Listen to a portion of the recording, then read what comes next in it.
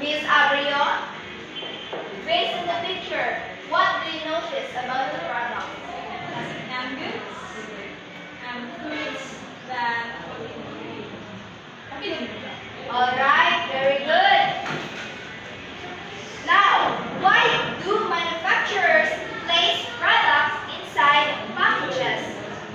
Miss Annalyn, why do manufacturers place products inside packages? Of course, ano man nila importante na may okay naman na ang product na yung mga importante sa packaging.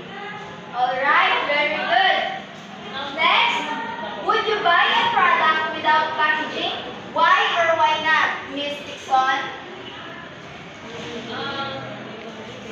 It depends on the situation, ma'am. If ang product ko ang palikon is like canned, pwede ko nga naasahan. Kung napipan nga naa sa street foods, kilit lang, of course, wala man na sila packaging, pero need na na ako, palitan na. It depends Alright. on the situation. Yes, that's good. Thank you for that. Now, based on our motivation, what do you think is our topic for today, Miss Forminal? Based on the motivation, kung saan kaya kong topic karon? Siguro man ka na about packaging, ma'am. Alright, very good. So, our topic for today is all about introduction to packaging, which is the definition, importance, and functions of packaging in food processing. Now, for the objectives, at the end of the lesson, students should be able to, everyone, please read in chorus. Describe the concept, function, types, and importance Of packaging. Data costing and pricing in food processing and business operation. Design the food package and label accurately compute the product cost, estimate price and possible profit of a food product using basic costing and pricing methods. Demonstrate accuracy, creativity, and responsibility in preparing product packaging, labeling, and pricing to ensure product quality, consumer safety, and business sustainability. Alright, very good. Thank you for that, no? Now, before pagkatuta mga mukuha sa atong discussion, I have here a questions. So, why is packaging important in food products? Mr. Ed? Sir? Why is packaging important in food products? So, kailangan yun na importante kayo ito dahil kung may packaging, dahil ang madawat na pagkaon. So, and madawat, so makuha na mga bacteria or any other harmful effects sa pagkaon. Yes, so Mr. Ed is right. Then, what might happen if food products are not packaged properly? Miss Tihande? What might happen if food products are not packaged properly? So, if ang isang product naman is dili mapapag sakto is dali na siya ma-spoil and also ano dili mag-moist siya. That's why dali na siya madaot kung dili matali or Yes, thank you, no? Then, what does packaging help consumers and business owners? Miss Imelda, how does packaging help consumers and business owners?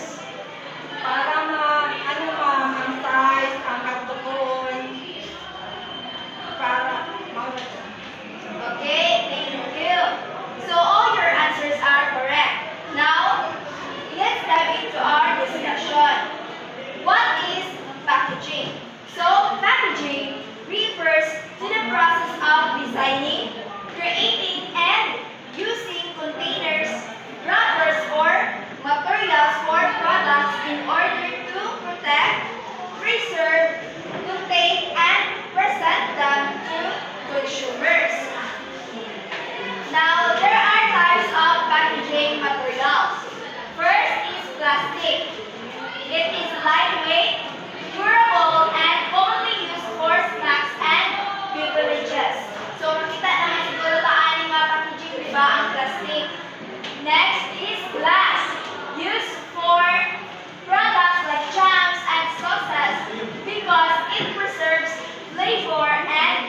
quality.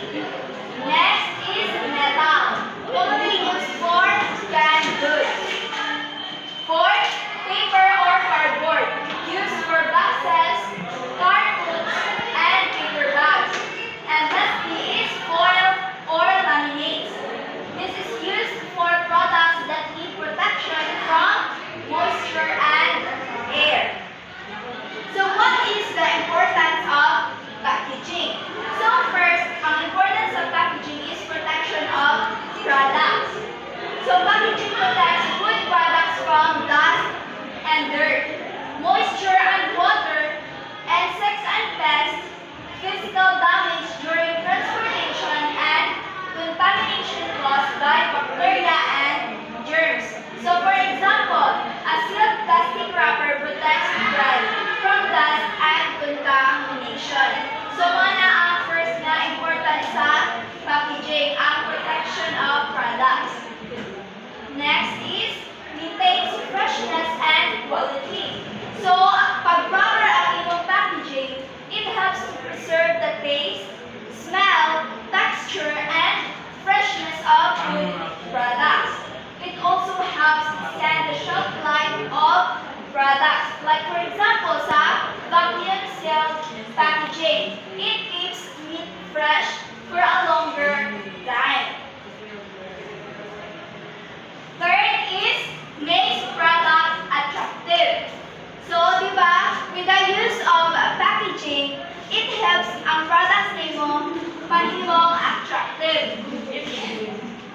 Attractive packaging catches the attention of consumers and encourages them to buy the product, which is colors, design, logos, and pictures can influence consumer decision. Kaya di ba ang product pagana gani ang packaging, daghan ang kanang ganahan mo palit.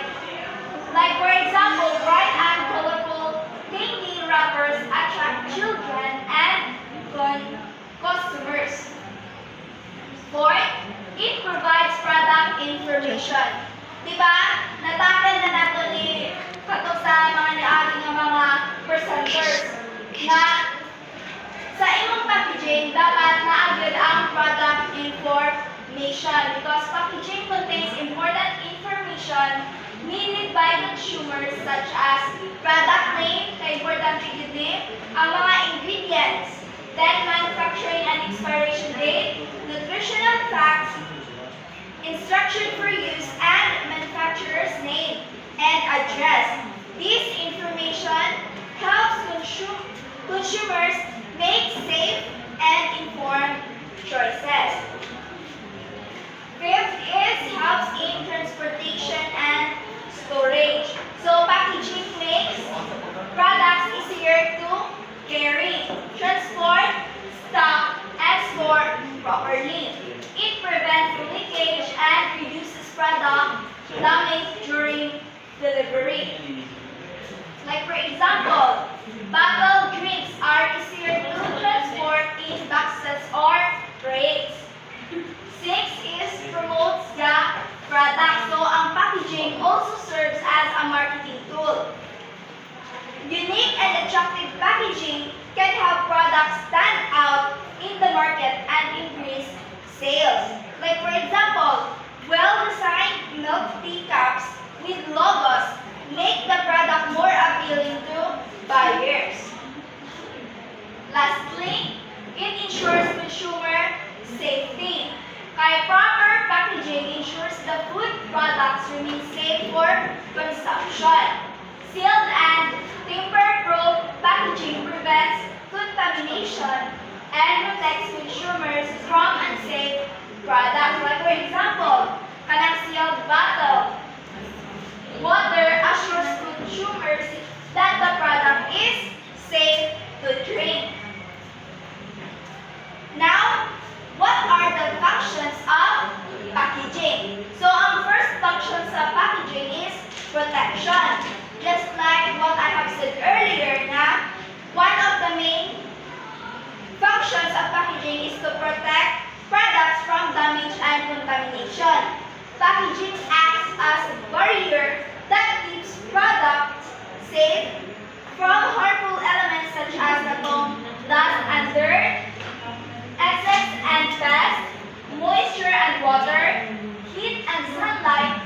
bacteria, germs, and physical damage during transportation. Kaya without proper packaging, food products can easily spoil, break, or become unsafe to consume. Next is containment. So it means keeping the product properly enclosed inside the package. So packaging helps organize products and preserve leakage, spilling, or loss of contents. This function is especially important for mga liquid na mga products, powdered products, and small food items. Containment also helps make products easier to handle, transport, and store. Ang importance is to prevent product wastage, keeps products clean and organized, helps maintain the correct quantity of the product. Where is convenience? Miss Abaw, can you please read and elaborate? Convenience. Convenience. Packaging makes product easier and more convenient for consumers to use. Carry, open, store, and dispose of properly. Convenient packaging saves time and effort for consumers. Benefits? Benefits.